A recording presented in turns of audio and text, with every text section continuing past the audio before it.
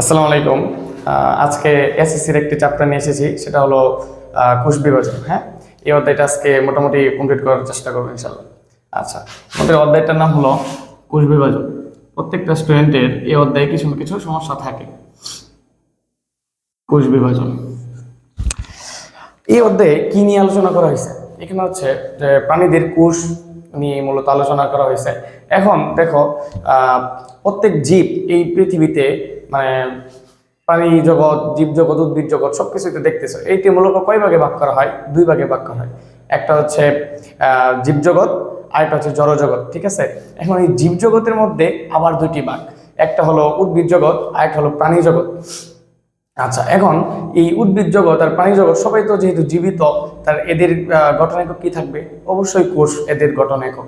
আচ্ছা, এদের গঠন একক যেহেতু কোষ, কিন্তু কোষের সংখ্যা তো এখন বৃদ্ধি পেতে হবে। হ্যাঁ, এই সংখ্যা বৃদ্ধির জন্য আমাদের দরকার হচ্ছে কোষ বিভাজন। ঠিক আছে, এখন এই কোষ বিভাজনটা তিন ধরনের। একটা হচ্ছে অ্যামাইটোসিস, একটা হচ্ছে মাইটোসিস, একটা হচ্ছে মিওসিস। এইগুলো নিয়েই এই অধ্যায় মূলত আলোচনা, আমরা স্টেপ বাই স্টেপ এগুলো নিয়ে আলোচনা করব। তাহলে আমাদের কোষ বিভাজন অধ্যায়ের মধ্যে আমরা কি নিয়ে আলোচনা করব? অ্যামাইটোসিস। প্রথমে আলোচনা করব হচ্ছে অ্যামাইটোসিস, তারপরে আলোচনা করব হচ্ছে মাইটোসিস নিয়ে, তারপরে হচ্ছে মিওসিস নিয়ে। আচ্ছা, এখন আমরা অ্যামাইটোসিস নিয়ে একটু আলোচনা করি। আচ্ছা, অ্যামাইটোসিস কোষ বিভাজনটার আরেক নাম হচ্ছে সরাসরি কোষ বিভাজন। আচ্ছা, সরাসরি কোষ বিভাজন কি আসলে? এখানে কোনো জটিল প্রক্রিয়া থাকবে না, সরাসরি একটা কোষ বিভাজিত হয়ে যাবে। কয়ভাবে? দুই ভাগে বিভাজিত হবে। এটাই হচ্ছে আমাদের অ্যামাইটোসিস। ধরো এখানে একটা কোষ আছে, এটা একটা কোষ। এখন এর কি হবে, মানে এর প্রাচীরের এই মাঝ বরাবর খাঁজের সৃষ্টি হবে, মাঝ বরাবর দুটি খাঁজের সৃষ্টি হবে।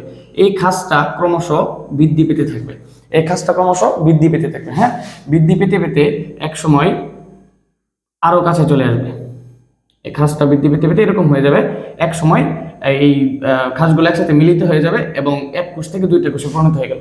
অর্থাৎ কোনো ধরনের জটিল প্রক্রিয়া ছাড়াই অ্যামাইটোসিস বিভাজনটি সম্পন্ন হয়ে গেল। হ্যাঁ, আচ্ছা, এখন আমাদের পরবর্তী বিভাজনটা আমরা আলোচনা করবো হচ্ছে মাইটোসিস নিয়ে। অ্যামাইটোসিস অতটা আমাদের জন্য না, আমাদের মূলত হচ্ছে এই অধ্যায়ের মেইন টার্গেট হচ্ছে মাইটোসিস আর হচ্ছে মিওসিস নিয়ে। ওকে, এখন মাইটোসিস বিভাজনটাকে আমরা এখন একটু দেখবো।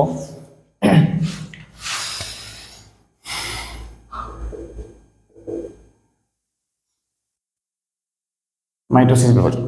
আচ্ছা, প্রথমত আমাদের মাইটোসিসের সংজ্ঞাটা জানতে হবে।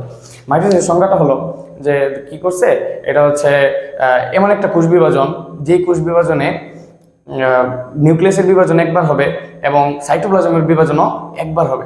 এতে কি হবে, মানে আগে যেই কোষের মাতৃকোষের ধর্ম ছিল, পরবর্তীতে ওই ধর্মই বজায় থাকবে।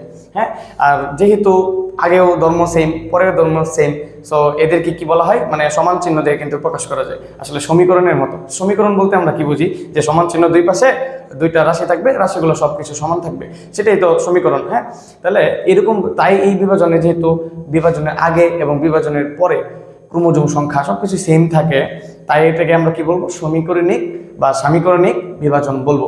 তার মাইটোসিস বিভাজনের অপর নাম কি? সামীকরণিক বিভাজন। আচ্ছা, আমাদের এই মাইটোসিস বিভাজনে কয়েকটি পর্যায় আছে, ধাপ আছে। হ্যাঁ, আচ্ছা, আমরা যদি একটু বলি প্রথমে কি হয় মাইটোসিস বিভাজনে, আগে আমাদের কোষকে কিছু প্রস্তুতিমূলক ধাপ সম্পন্ন করতে হয়। সেইটার নাম হলো ইন্টারফেজ। সেটার নাম হলো ইন্টারফেজ। তারপর ইন্টারফেজের পরেই হয় আমাদের হচ্ছে নিউক্লিয়াসের বিভাজন বা ক্যারিওকাইনেসিস। ক্যারিওকাইনেসিস। আর ক্যারিওকাইনেসিসের পরেই হয় হচ্ছে সাইটোকাইনেসিস। সাইটোকাইনেসিস। আচ্ছা, এখন তার মানে ইন্টারফেজ এটার নাম হচ্ছে বিরতির সময়। ফেজ মানে কি? দশা। ইন্টার মানে হচ্ছে অন্ত, মানে কি কোষ বিভাজন আগে এবং পরে হওয়ার জন্য যে এই যে মধ্যবর্তী একটা দশা থাকে, এখানে কোষ তার প্রস্তুতিমূলক বিভিন্ন কাজ সম্পন্ন করে, এই দশার নামটা হচ্ছে ইন্টারফেজ দশা। আচ্ছা, তাহলে ইন্টারফেজে কি করবে? কোষ তার বিভাজনের জন্য যা যা প্রয়োজন, মাইটোসিস বিভাজন হতে যেসব বিষয় তার লাগবে, এই সবগুলা কি সে মানে অ্যারেঞ্জ করার চেষ্টা করে। হ্যাঁ, আচ্ছা, তাহলে ইন্টারফেজ বোঝা গেল। ইন্টারফেজের পরেই কি হয়? ক্যারিওকাইনেসিস হয়। কেরিওকাইনেসিস হয়, এখানে একটা ভুল হয়েছিল। আচ্ছা, কেরিওকাইনেসিস হয়, ইন্টারফেজের পরে কি হয়? কেরিওকাইনেসিস হয়। আর কেরিওকাইনেসিসের পরেই সাইটোকাইনেসিস। আচ্ছা, কেরিওকাইনেসিস শব্দটাকে নিয়ে যদি আমরা একটু বিশ্লেষণ করি, তাহলে দেখো এখানে কি আছে? কেরিও আছে আর হচ্ছে কাইনেসিস আছে। আচ্ছা, কেরিও এটার মিনিংটা সাধারণত নিউক্লিয়াস, এটা হচ্ছে নিউক্লিয়াস, অর্থাৎ কেরিও মিনিং আমরা কি পাইলাম? নিউক্লিয়াস পাইলাম। আর কাইনেসিসের মিনিংটা কি? কাইনেসিসের মিনিংটা হচ্ছে বিভাজন। কাইনেসিসের মিনিংটা কি? বিভাজন। অর্থাৎ কেরিওকাইনেসিস মানে যদি যোগ করি তাহলে কি হলো? নিউক্লিয়াসের বিভাজন। অর্থাৎ কেরিওকাইনেসিস দ্বারা কি বোঝা যায়? এটা হচ্ছে নিউক্লিয়াসের বিভাজন বোঝা যায়। আচ্ছা, এখন আমাদের আরেকটু যদি আমরা বলি সাইটোকাইনেসিস সম্বন্ধে। সাইটোকাইনেসিস জিনিসটা কি? সাইটো মানে কি? সাইটো হচ্ছে কোষ। সাইটো শব্দটা এসেছে সাইট থেকে, তার মানে কি? সাইট মানে কি? কোষ। আচ্ছা, আর কাইনেসিস মানে কি? বিভাজন। কাইনেসিস মানে কি? বিভাজন। আচ্ছা, তাহলে এখানে সাইট মানে যেহেতু কোষ, আর হচ্ছে কাইনেসিস বিভাজন, এখন কোষের মধ্যে কি থাকে? সাইটোপ্লাজম থাকে, সেখান থেকে কি সাইটো শব্দটা এসেছে। তাহলে কি কোষের মধ্যে কি থাকে? সাইটোপ্লাজম থাকে, সাইটোপ্লাজম। তাহলে এই সাইটোপ্লাজমের বিভাজন মানে কি? সেটার নাম হচ্ছে সাইটোকাইনেসিস। আশা করি বোঝা গেছে যে নিউক্লিয়াসের বিভাজনকে বলবো কেরিওকাইনেসিস, আর সাইটোপ্লাজমের বিভাজনকে বলবো সাইটোকাইনেসিস। আচ্ছা, তাহলে এগুলা গেল। এখন আমরা একটু ডিটেলস পড়বো। হ্যাঁ, কেরিওকাইনেসিসে কি হয়, তারপরে সাইটোকাইনেসিসে কি হয়, এগুলো আমরা ডিটেলস পড়বো। আচ্ছা, এখন আমরা কেরিওকাইনেসিসটা একটু পড়বো। কেরিওকাইনেসিস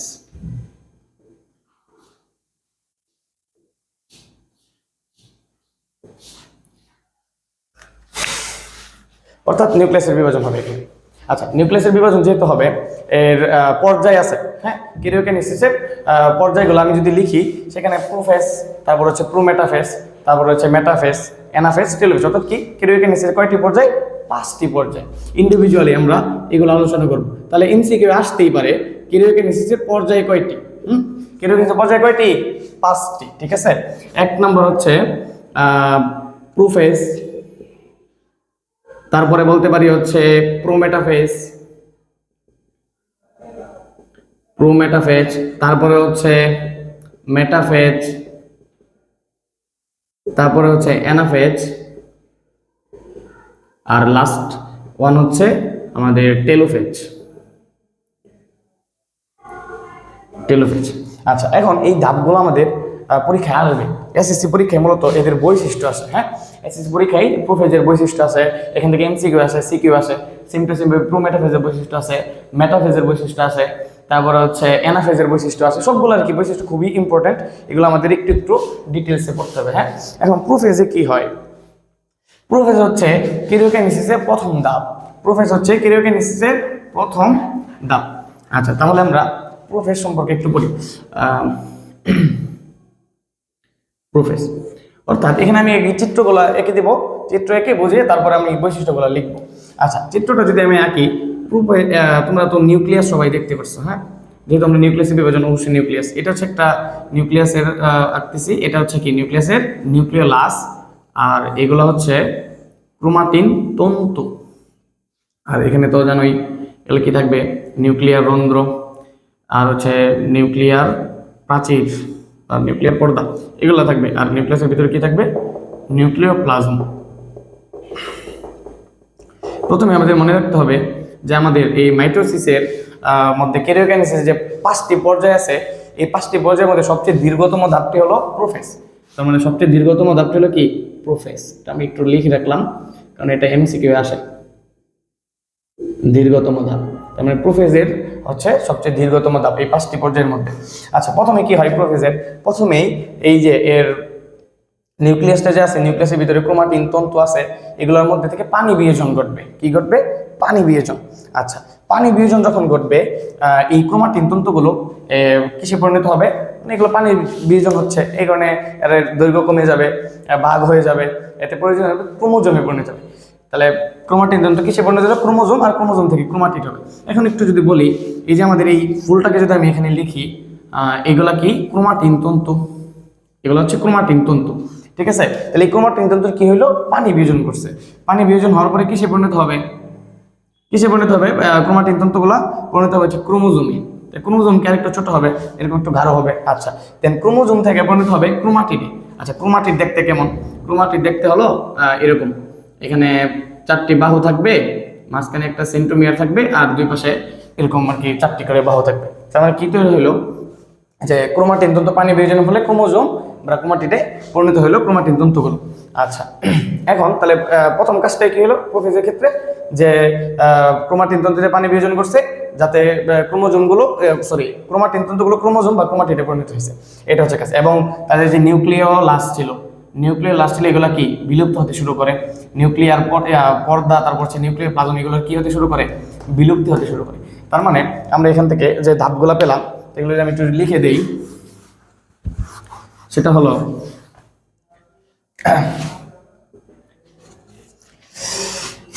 প্রথমেই পানি বিয়োজনের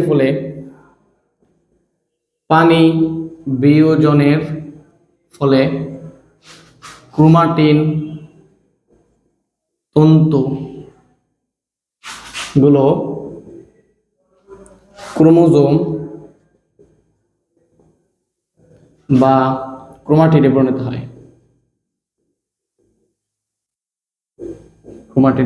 হয়। আচ্ছা, তারপর 2 নম্বর যে কাজটা হয় সেটা হচ্ছে যে এখানে নিউক্লিওলাস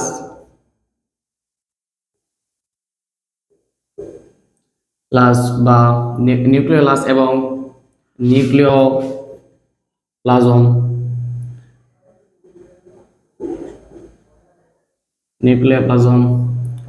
এবং হচ্ছে নিউক্লিয়ার পর্দা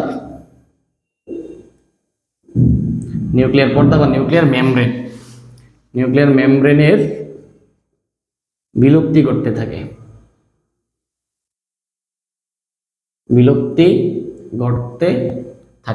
তার মানে এই দুটো আমরা বৈশিষ্ট্য পেলাম।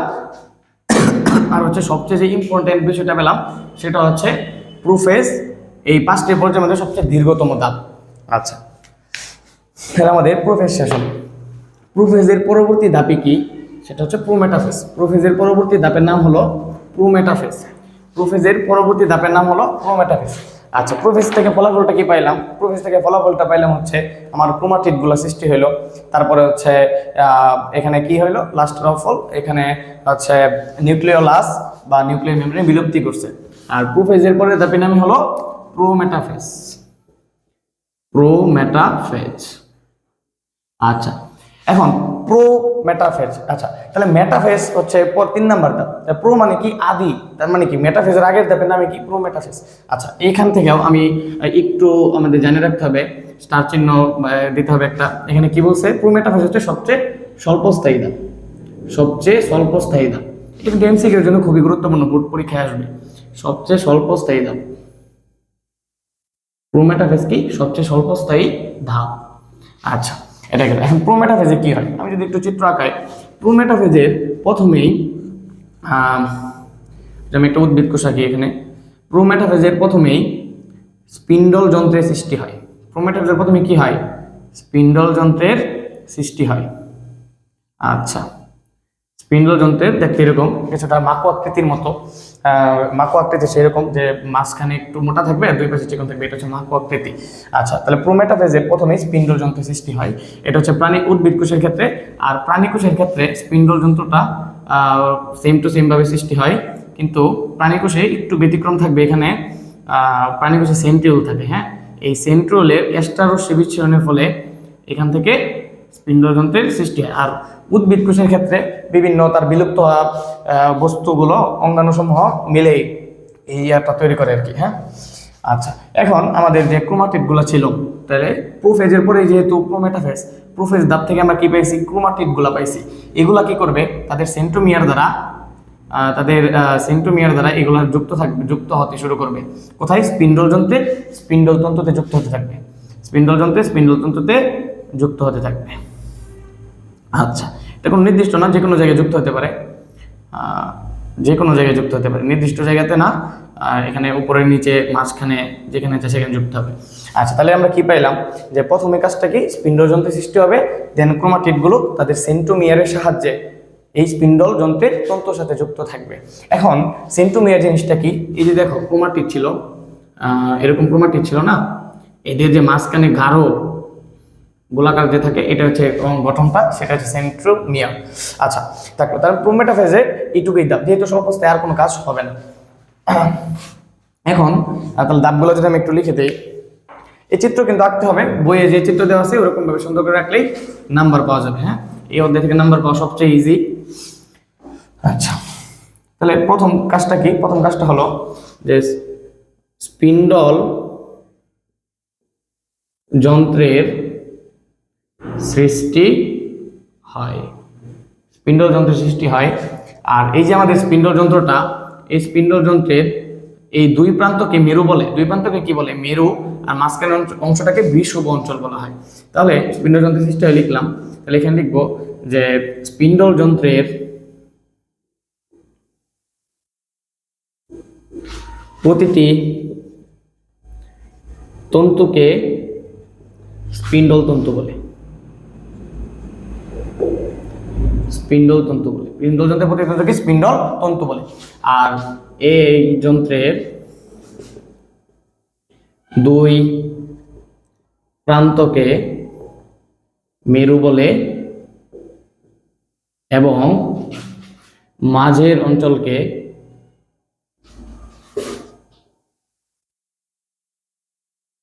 বিষুব অঞ্চল বলা হয়। বিষুব অঞ্চল বলা হয় বা বিষুব অঞ্চল বলে, ঠিক আছে। আর তার সেকেন্ড কাজটা কি হলো? প্রোমেটাফেজের সেকেন্ড কাজটা হলো যে ক্রোমাটিডগুলো স্পিন্ডল তন্তুতে সেন্ট্রোমিয়ার দ্বারা যুক্ত থাকে। সেন্ট্রোমিয়ার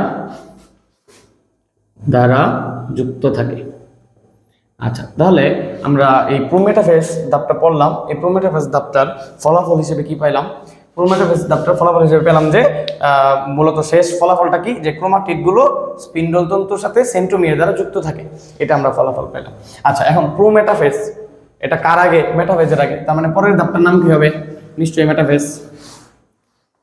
পরের ধাপটার নাম হবে মেটাফেজ। আচ্ছা, পরের ধাপটা যদি হয় মেটাফেজ, আচ্ছা এটা পড়বো এখন। একটু যদি আমি প্রথমে চিত্রটা অঙ্কন করি, এটা উদ্ভিদ কোষের ক্ষেত্রে অঙ্কন করবো, কারণ সব এখানে প্রায় সেম। এখন এখানে কি ছিল? স্পিন্ডল যন্ত্র ছিল এরকম। স্পিন্ডল যন্ত্রের দুই প্রান্তকে মেরু বলা হয়, আর মাঝের অঞ্চলকে বিষুব অঞ্চল বলা হয়। আর আমরা প্রোমেটাফেজে দেখলাম কি যে ক্রোমাটিডগুলো সেন্ট্রোমিয়ারের মাধ্যমে স্পিন্ডল তন্তুর সাথে যুক্ত হয়েছে। বাট মেটাফেজে কি করবে? প্রোমেটাফেজে কিন্তু যে কোনো জায়গায় যুক্ত হয়েছে, বাট মেটাফেজে এখানে একদম মাঝ বরাবর স্পিন্ডল যন্ত্রের বিষুব অঞ্চল বরাবর ক্রোমাটিডগুলো চলে আসবে। বিষুব অঞ্চল বরাবর ক্রোমাটিডগুলো চলে আসবে মেটাফেজে, একদম মাঝ বরাবর বিষুব অঞ্চলে। আর এই ধাপে ক্রোমোজোমগুলো সবচেয়ে মোটা এবং খাটো দেখায়। এই ধাপে ক্রোমোজোমগুলো কি দেখায়? সবচেয়ে মোটা এবং খাটো। অর্থাৎ যে দেখো সিরিয়াল ওয়েজ বিষুব অঞ্চলে চলে আসছে। হ্যাঁ, বিষুব অঞ্চলে চলে আসছে, নিশ্চয়ই একটা কারণ আছে, এই কারণে আমরা পরবর্তীতে দেখতে পাবো। আচ্ছা, তাহলে মেটাফেজে কি হলো? যে ক্রোমোজোমগুলো সবচেয়ে খাটো এবং মোটা দেখায় এবং ক্রোমাটিডগুলো স্পিন্ডল যন্ত্রের বিষুব অঞ্চলে চলে এসেছে। আচ্ছা, তাহলে এটা বোঝা গেল। আমি এখন বৈশিষ্ট্যগুলো একটু লিখে দেবো। তাহলে এই যে এইখানে যে আমি একটা কথা বললাম যে সবচেয়ে খাটো মোটা দেখায়, এটা কিন্তু এমসিকিউ এর জন্য 5 স্টার, এটা আসবে। কোন একটা স্যার যদি এখান থেকে কোশ্চেন করতে যায় সবার প্রথমে এটাই দেবে। দেখো মেটাফেজের প্রথম ধাপটা কি? যে ক্রোমাটিডগুলো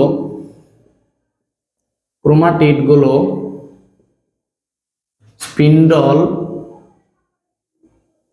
যন্ত্রের মাঝে চলে আসে, অর্থাৎ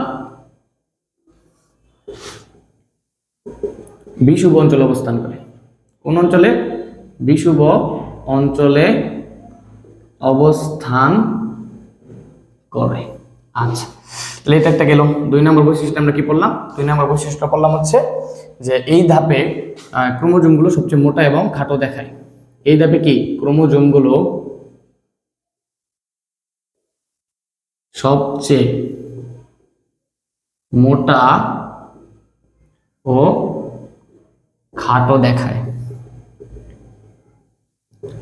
আচ্ছা, তাহলে আমাদের মেটাফেজ শেষ। এখান থেকে এটি একটু সবাই স্টার চিহ্ন দিয়ে রাখবা, এটা খুবই ইম্পর্টেন্ট, খুবই ইম্পর্টেন্ট, খুবই ইম্পর্টেন্ট। এটা আসবে পরীক্ষায় এরকম, খুবই বোর্ড পরীক্ষায় বা বিভিন্ন শীর্ষস্থানীয় স্কুলে সবসময় আসে এটা।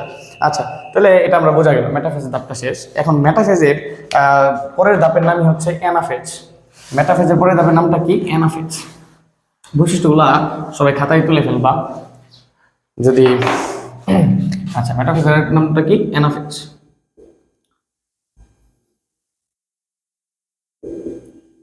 অ্যানাফেজ। মেটাফেজের পরবর্তী ধাপটা হলো অ্যানাফেজ।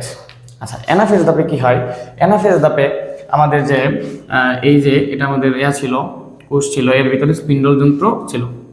আচ্ছা, এই স্পিন্ডল যন্ত্র ছিল, এটা কিন্তু খুবই ইম্পর্টেন্ট একটা অ্যানাফেজ। হ্যাঁ, আচ্ছা দেখো, এই এটা স্পিন্ডল যন্ত্র ছিল। ক্রোমোজোমগুলো কোথায় ছিল? মেটাফেজ থেকে আমরা কি শিখেছিলাম বা মেটাফেজে কি দেখছিলাম? ক্রোমোজোমগুলো মাঝ বরাবর ছিল। ক্রোমোজোমগুলো মাঝ বরাবর ছিল। আচ্ছা, ক্রোমোজোমগুলো কোথায় ছিল? মাঝ বরাবর। এখন অ্যানাফেজ, অ্যানা মানে হচ্ছে, মানে এটা একটু কি চলমান কিছু বোঝায়। হ্যাঁ, ফেজ মানে দশা, তার মানে অ্যানাফেজের আরেক নাম কি? চলমান দশা। অ্যানাফেজের আরেক নাম কি? চলমান দশা। অ্যানাফেজের আরেক নাম হলো চলমান দশা। অর্থাৎ এই দশা কি? এই দশার মধ্যে কিছু একটা চলতে থাকবে বা কিছু একটা গতিশীল থাকবে, এটা হচ্ছে আমাদের অ্যানাফেজ বা চলমান দশা। আচ্ছা, আমি তোমাকে একটু আগে একটা কথা বলেছিলাম যে এই ক্রোমোজোমগুলো যে মাঝখানে চলে আসছে, একটা কারণ আছে। এই কারণটা এখন আমরা দেখতে পাবো। হ্যাঁ, এই যে দেখো, এখানে দেখা যাচ্ছে যে এখানে ক্রোমোজোমগুলো মাঝে আসছে পড়ছে, এটা আমি দেখাচ্ছি একটু। এখানে ক্রোমোজোমগুলো ভাগ হওয়া শুরু হবে। এখানে ক্রোমোজোমগুলো ভাগ হওয়া শুরু হবে।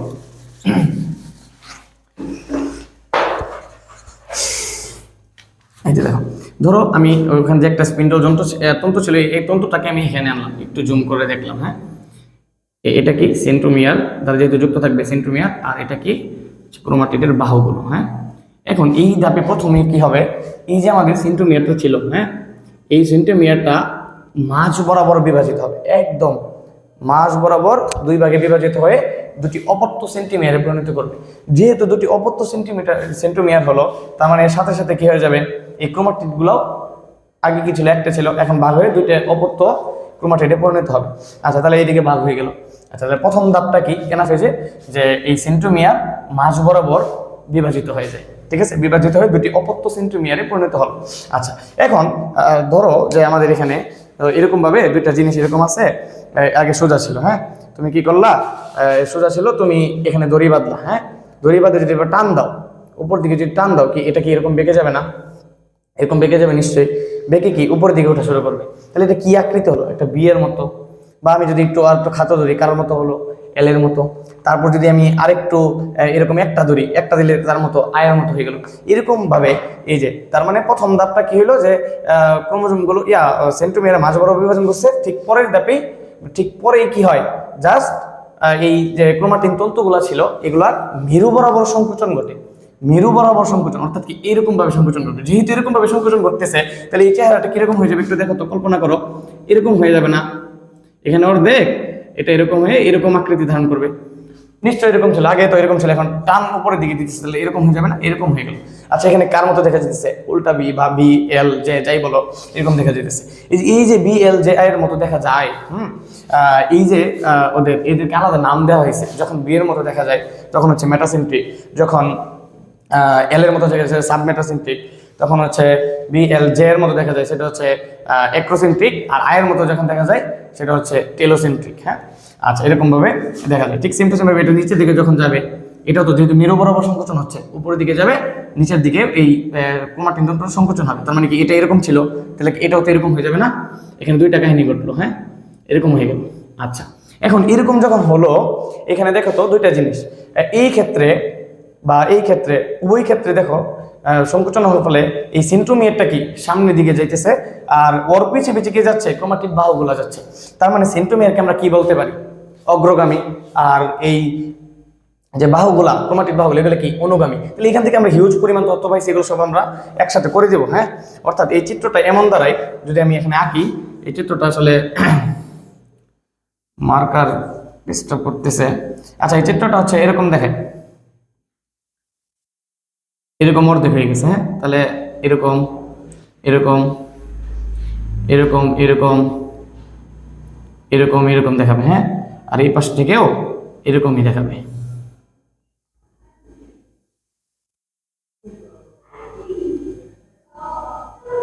এই যে এরকম দেখে, ঠিক আছে, এগুলো হচ্ছে বিলুপ্ত হয়ে গেছে, মাঝখান যেহেতু ভাগ হয়ে গেছে এবং সংকোচন করছে, তার মানে যে এরকম দেখে, অর্থাৎ এই মেরুর দিকে চলন ঘটে।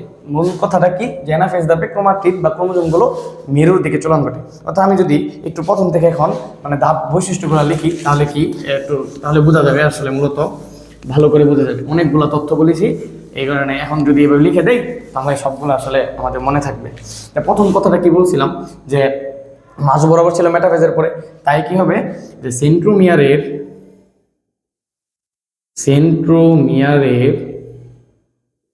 মাঝ বরাবর সংকোচন ঘটবে। সেন্ট্রোমিয়ারের সংকোচন না, মাঝ বরাবর বিভক্তি ঘটবে। মাঝ বরাবর বিভক্তি ঘটে দুটি অপত্য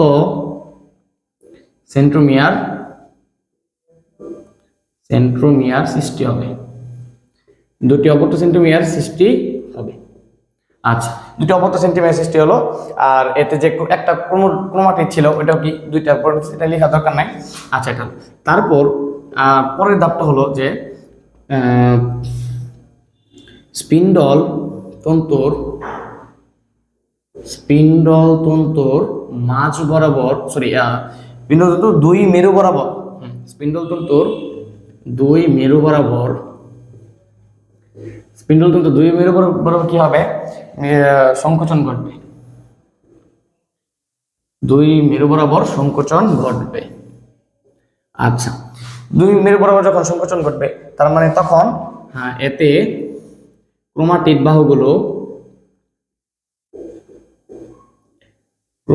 বাহুগুলো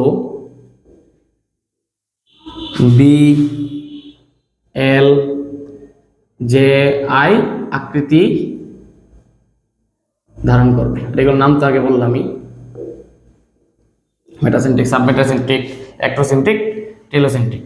আচ্ছা, এবং লাস্ট অফ অল আমাদের কি হবে, মানে আমরা কি দেখলাম যে অ্যানাফেজ দশায় সংকোচনের ফলে মেরু বরাবর কি দুই প্রান্তে মেরুর দিকে আমার এই ক্রোমোজোমগুলা মানে অবস্থান করবে। হ্যাঁ, আচ্ছা, তাহলে এটা আমরা বুঝতে পারলাম। তাহলে অ্যানাফেজের কি পেলাম ফাইনাল ফলাফল, যে আমাদের যে বিভাজনটা হইতেছিল স্পিন্ডল মেরু বরাবর দুই বা কোষের মেরু বরাবর চলে গেল কারা, ক্রোমোজোমগুলা। আচ্ছা, তাহলে অ্যানাফেজের পরের ধাপের নাম কি, টেলোফেজ। অ্যানাফেজের পরের ধাপের নামটা হলো টেলোফেজ।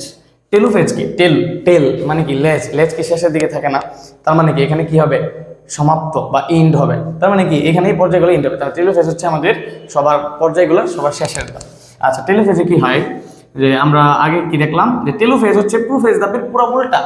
প্রোফেজ ধাপে যা যা আমরা হারাইছি বা যা যা ঘটছে ঠিক সবগুলা কি হবে, আবার ফিরে যাবে। হ্যাঁ, যা যা হারাইছি তা আবার ফিরে পাবো।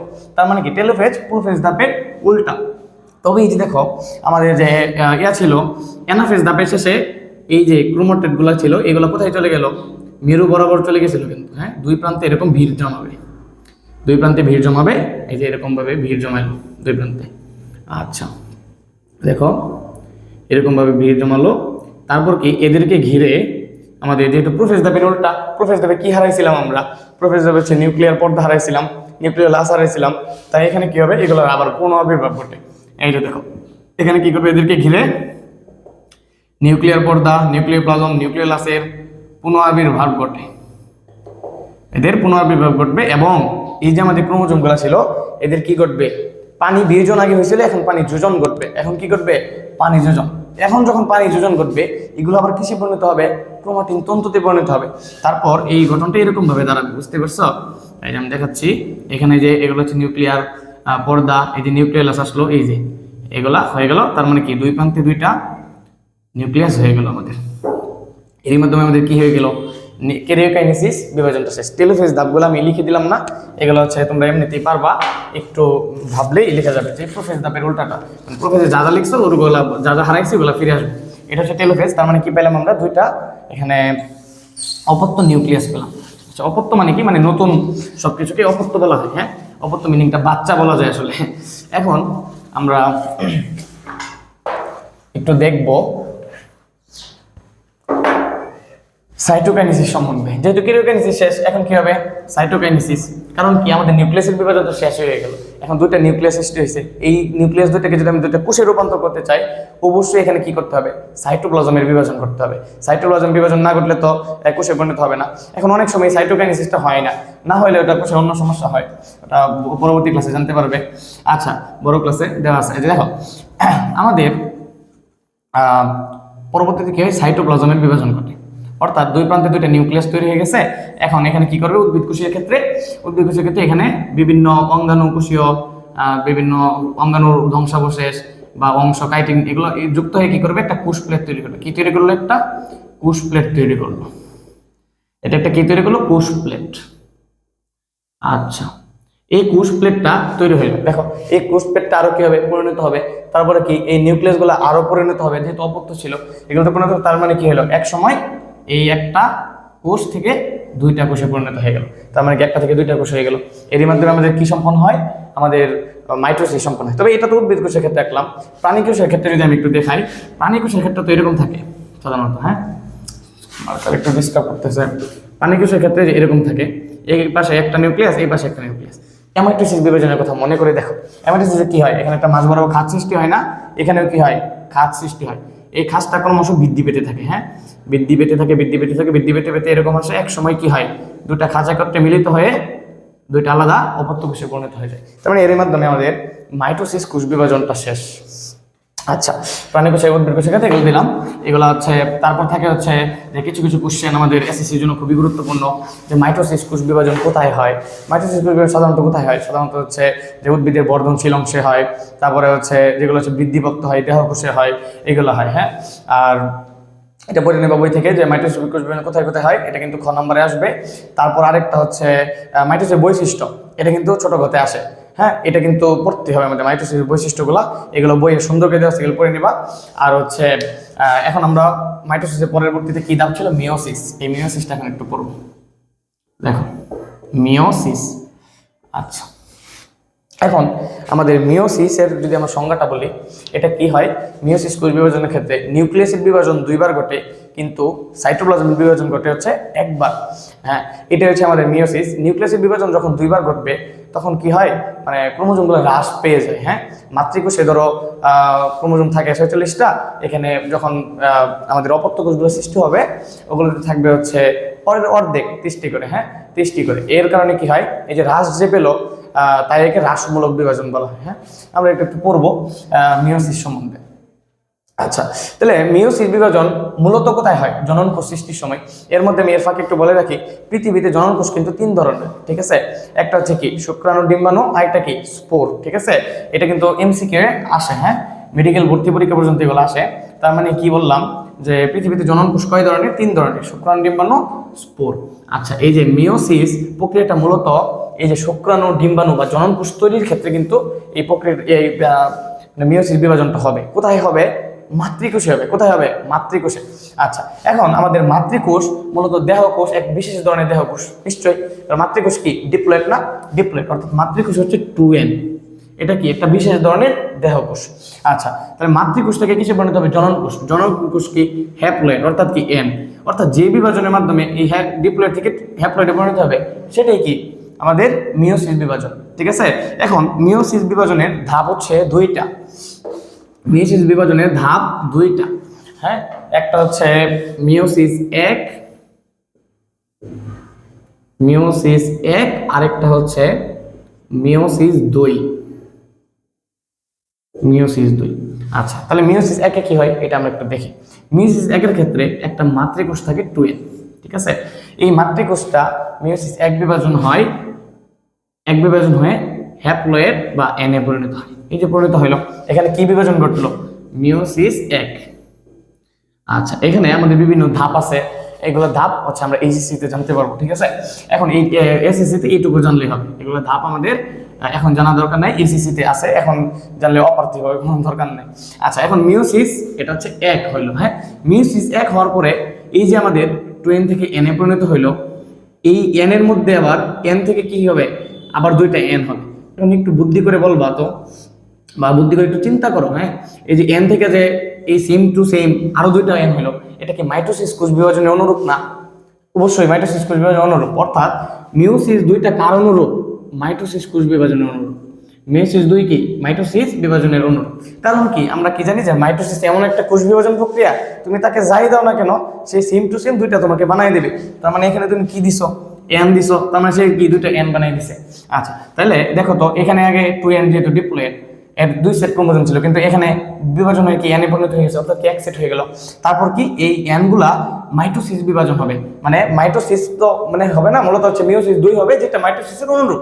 তখন কি হয়ে যাবে, এন থেকে এরকম কয়টা কোষ সৃষ্টি হলো? 4টা কোষ সৃষ্টি হলো, অর্থাৎ একটি মাতৃকোষ থেকে 4টি আমার জনন কোষ সৃষ্টি হলো। ঠিক আছে, এটাই আমাদের মূলত মিওসিস। তোমাদের বই এটা সুন্দর করে দেওয়া আছে, ওই চিত্রটা মানে সুন্দর করে আঁকবা, হ্যাঁ, এভাবে আঁকলেও হবে। আর হচ্ছে মিওসিস কোথায় হয়? মূলত হচ্ছে জনন কোষ সৃষ্টির সময় হয়। তারপর হচ্ছে ও এক নিম্ন শ্রেণীর ক্ষেত্রে তোমার জাইগোটে হয় মিওসিস। ঠিক আছে, নিম্ন শ্রেণী অনেক আছে, ওদের ক্ষেত্রে জাইগোটে হয় এগুলাই। আর হচ্ছে মিওসিসের বৈশিষ্ট্যটা একটু ভালো করে পড়ে নিতে হবে। যেমন একটা খুবই গুরুত্বপূর্ণ বৈশিষ্ট্য যে নিউক্লিয়াসের বিভাজন 2বার ঘটে, আর হচ্ছে সাইটোপ্লাজমিক বিভাজন 1বার ঘটে। আর এখানে দেখো যে কেন একে হ্রাসমূলক বিভাজন বলা হয়, যদি এটা তোমাকে বলে খ নাম্বারে আসতে পারে। হ্যাঁ, এখানে কি 2n থেকে যেহেতু n হয়েছে, অর্থাৎ কি ডিপ্লয়েড থেকে হ্যাপ্লয়েড হয়েছে, এখানে যেহেতু ক্রোমোজোম সংখ্যা হ্রাস পেয়েছে, তাই একে আমরা কি বলবো? হ্রাসমূলক বিভাজন বলে থাকবো। ঠিক আছে, এইগুলো টপিক মোটামুটি অধ্যায় থেকে পড়লেই হবে। আর হচ্ছে একটু ভালো করে পড়তে হবে বৈশিষ্ট্যগুলো, এটা খুবই গুরুত্বপূর্ণ আমাদের জন্য। আজকে তোমাদের এই পর্যন্তই থাকবে, পরবর্তীতে আমরা অন্য দিনে আবারও আসবো ইনশাল্লাহ। আসসালামু আলাইকুম।